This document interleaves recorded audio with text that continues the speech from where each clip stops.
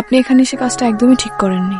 মানে আমি তোমার জন্য এত দূর থেকে আসলাম, এত কষ্ট করে তোমাকে খুঁজে বের করলাম, আর আসতে না আসতেই বিদায় দিয়ে দিলে। আগামী শুক্রবার আমার বিয়ে, আপনি আবারও আমাদের বাড়িতে আসছেন কি? আপনি আমাকে বিয়ে করবেন দেখে যখন তখন আমাদের বাড়িতে আসবেন কেন? ব্রাদার, আপনি কি শিওর আমি এখানে আসতে বলছি আপনাকে?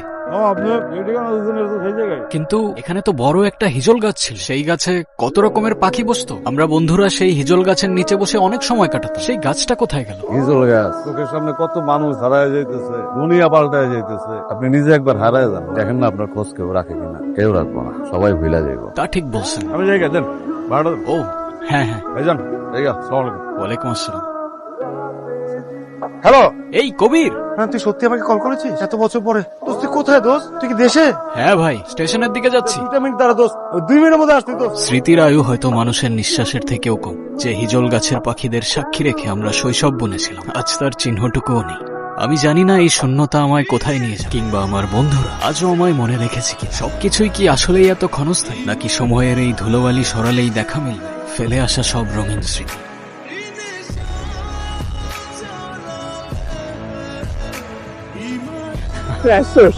হ্যাঁ এই তো আলহামদুলিল্লাহ। তোরা কেমন আছিস? ভালো। তুই আমাদের রেখে চলে গেছিলি কেন? আরে বাদ দে না। কোনো বাদ দেওয়া যাবে না, আজকে তোর বিচার আমরা দুজন করবো।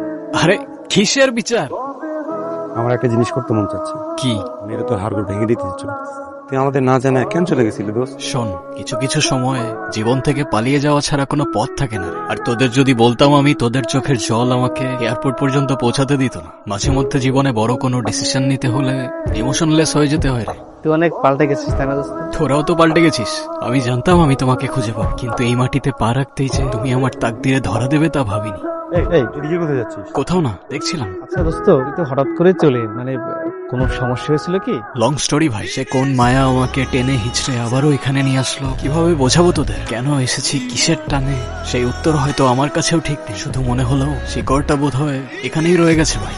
বিদেশ যায় কি সাইকাইছিস? তার সঙ্গে মতো কথা বলতেছিস। এক কাজ করি, চল আগে ওকে নিয়ে যাই, রেস্ট টেস্ট কর, তারপরে না একসাথে বসে শুনবো কি হয়েছে। একটা রেস্টুরেন্ট আছে, ওখানে যা জমি আড্ডা দিই। রেস্টুরেন্টে কেন যাবি? এখান থেকে তোর বাসা সব থেকে কাছে, তোর বাসায় যাবো। তোর যদি তোদের কানের 12টা বাজাতে চাস, আমি তো না করতে পারি। চল তাহলে আমার বাসায়।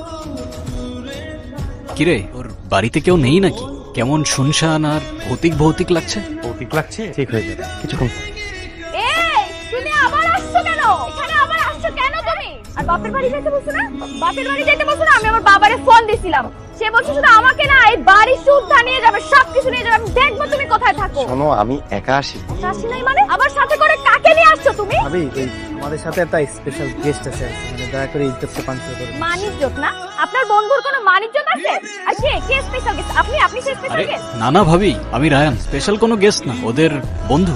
ও আচ্ছা। আপনার বেশ মেজাজ খারাপ মনে হচ্ছে। মেজাজ খারাপের দিনে আসলে কেউ আসলে ব্যাপারটা বেশ বিরক্তিকর, সেটা আমি বুঝি। কোনো সমস্যা নেই ভাবি, আপনি বললে আমরা চলে যাচ্ছি। আরে না না, যেতে হবে না, আসেন ভেতরে আসেন। আয় ভিতরে। আপনি কতদিন থাকবেন? খুব বেশি দিন থাকবো না ভাবি, 2-1 দিন থেকেই চলে যাবো।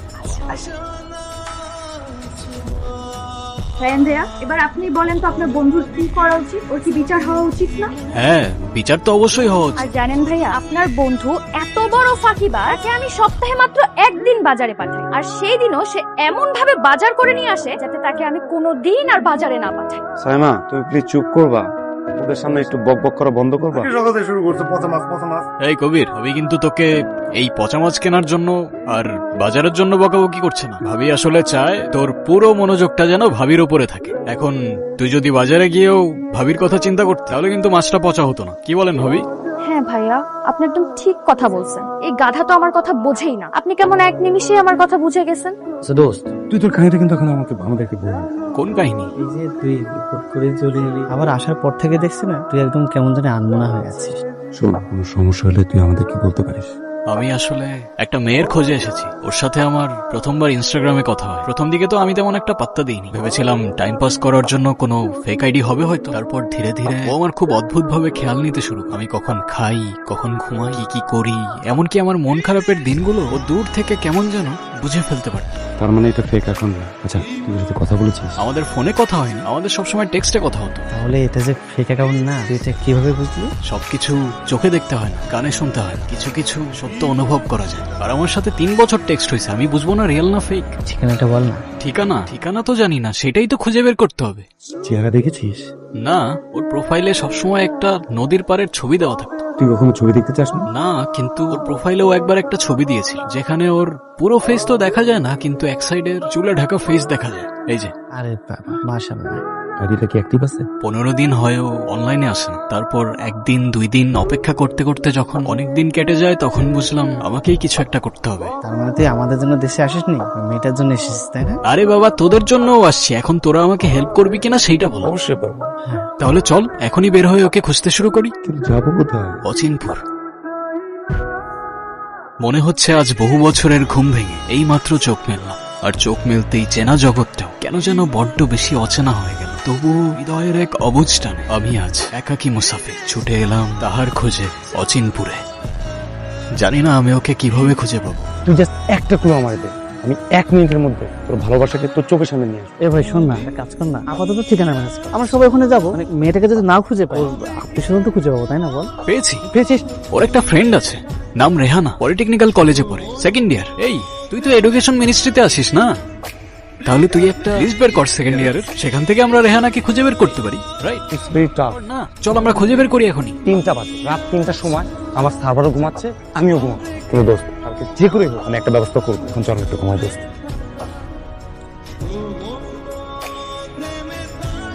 এই, তুই কি শিওর ও এই কলেজেই পড়ে? আমার কলেজ হচ্ছে সচিব, ওর শালেই কলেজে পড়ে। আমি একদম পাকাপোক্ত খবর নিয়ে আসছি। চল তাহলে। দোস্ত, একটা জিনিস তো পাইছি। এই যে দেখ, রেহানা আক্তার, রোল এত, সেমিস্টার 5, ফোন নাম্বার, ফোন দিয়ে চল। বল বল বল। হ্যালো, জি ভালো থাকবেন, থ্যাংক ইউ। ঠিকানা পাইছস? পেয়েছিস? ঠিকানা?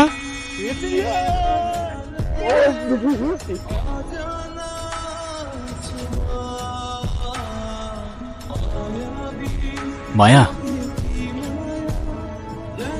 কবে আসলেন? এই তো বেশ কিছুদিন হলো। গ্রামের অলি গলি, রাস্তাঘাট, তোমার কলেজে, কোথায় কোথায় খুঁজি নাই তোমাকে আমি। আপনি এখানে এসে কাজটা একদমই ঠিক করেননি। এর থেকে ভালো কাজ হয়তো আমি আমার জীবনে আর একটাও করি। অন্তত অচিনপুরের সেই কন্যাকে দেখতে তো পেলাম। দেখতে এসেছেন, দেখেছেন, এবার চলে যান।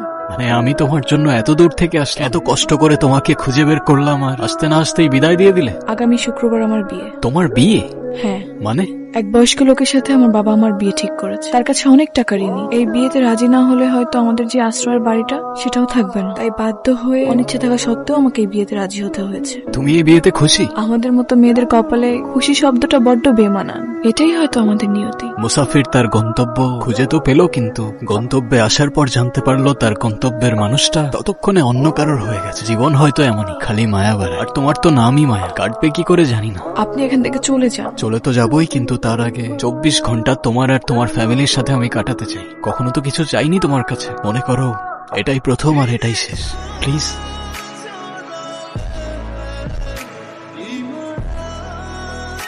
তুমি মানে আন্টি, আসসালামু আলাইকুম। ওয়ালাইকুম সালাম। আমি তো মা, ও হচ্ছে আমার কলেজের ফ্রেন্ড, ইতালিতে থাকে। এখানে আসছিল রিলেটিভের বাসায়। উনি বাসায় নাই, এজন্য আমাদের বাসায় একদিন থাকবে। আমাদের বাসায় থাকবে? একটা দিনই মাত্র। আর আমি তো আপনার ছেলের মতোই বলেন। আর তাছাড়া বাইরে থাকার মতো কোনো জায়গাও পাচ্ছি না, ছেলেকে এভাবে বাইরে দাঁড় করিয়ে রাখবেন? চলো। ধন্যবাদ। আপনার জন্য মা বড় ঘরে বিছানা পেতে রেখেছে, আর নতুন কম্বলও বের করে দিয়েছে। আপনি সেখানে গিয়ে ঘুমিয়ে পড়ুন। মায়া, 24 ঘন্টা পার হতে আর 10 ঘন্টা বাকি। সময়গুলো খুব তাড়াতাড়ি চলে যাচ্ছে, তাই না?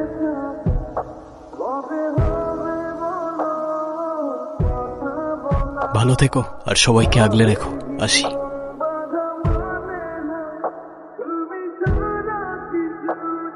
আমার এত বড় সর্বনাশটা কে করলো? কামরুল মিয়া, তুমি তোমার টাকা বুঝে পাইছো না? এখন তোমার সাথে আমাদের আর কোনো কথা নেই। কথা নাই মানে? এটা কি? এটা শুধু একটা চেক। এই চেকটা যদি ক্যাশ না হয় আমি কিন্তু মাইনা নিব না। ক্যাশ হবে, অবশ্যই ক্যাশ হবে। আমার মিয়া আসতে পারো। আমি বুঝতে গেছি মায়া আমার কপালে নাই। আমি এটাও দেখে নিব মায়ারে কে বিয়ে করে। আমি পেলে আসি। কি ব্যাপার, আপনি আবারও আমাদের বাড়িতে আসছেন? এই কি সমস্যা আপনার? মানে কি আপনি আমাকে বিয়ে করবেন দেখে যখন তখন আমাদের বাড়িতে আসবেন কেন? আমি তো তোমার কাছে আসি না, তুমি কথা বলতেছো কি জন্য? এই যে তোমার বাপ, এর কাছে আমি টাকা পাইতাম, টাকা বুঝাই দিচ্ছে, টাকা যখন পাইয়া গেছে এখন আর তোমার সাথে কোনো সম্পর্ক নাই। আসিস। বাবা, তুমি টাকা পাইছো কই? মারে যারে আমাদের বাড়িতে বন্ধু বানায় নিয়ে আসছিলি, ওই ছেলেটা কালকে আমার চেকটা দিচ্ছে। রায়ান, বাবা এখন আপনি প্লিজ না করবেন না। তা কি করে হয়? তাছাড়া মায়া জানলে ও খুব কষ্ট পাবে, আর আমি তোমার থেকে চেক নিবই বা কেন? দেখুন, এ বাড়িতে যখন প্রথমবার আসি তখন আন্টিকে মা ডাকি, আর তারপর আপনাকে বাবা।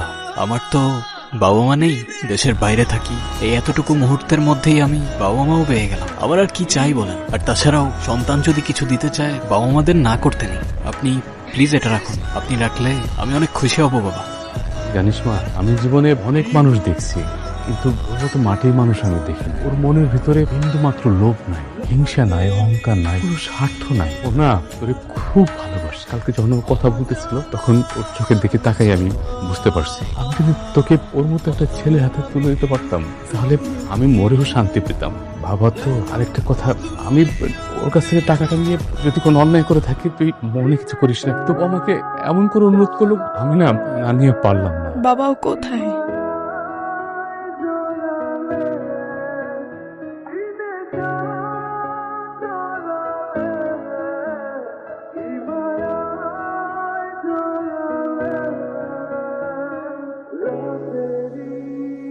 তুমি এখানে? চলেই যদি যাবেন তাহলে ফিরে কেন এসেছিলেন? আমার মুক্তির দাম দিয়ে নিজেই চলে যেতে চাচ্ছেন? টাকার বিনিময়ে হয়তো মুক্তি পাওয়া যায়, কিন্তু অধিকার কি পাওয়া যায় মায়া? আমি চেয়েছিলাম তুমি তোমার আকাশটা ফিরে পাও, যেন সেই আকাশে আর কালো কোনো অন্ধকার না থাকে। এক পশলা বৃষ্টির মতো করে আসলেন, মায়ায় জড়াল, এখন আবার চলেও যাচ্ছেন। কিন্তু আপনি একবারও ভাবলেন না আপনি চলে গেলে হয়তো আমার আকাশটা আলোকিত হবে না, বরং মেঘে ঢেকে যাবে। মায়া তো বড় অদ্ভুত জিনিস, কি দিয়ে পরিমাপ করবো জানি না, তবে সেটা একতরফা হলে যত্ন করে রাখাটাই ভালো। তাচ্ছিল্য করে তো আর উড়িয়ে দিতে পারি না, তাই না? গন্তব্য জানা থাকলে ঠিকই ঠিকানা খুঁজে ফিরে আসা যায়, যেমনটা আপনি। আর কে বলেছে একতরফা? ভালোবেসেছি, হয়তো প্রকাশ করতে পারিনি, তবে অনুভব করতে পেরেছেন বলেই তো আপনি ফিরে এসেছেন। হ্যাঁ, কারণ সময়ের সাঁকোটা আমাদের চাইলেও পার হতে হয়, আবার না চাইলেও। আমি শুনেছিলাম প্রত্যেকটা গল্পের শুরু থাকলে নাকি তার শেষও থাকে।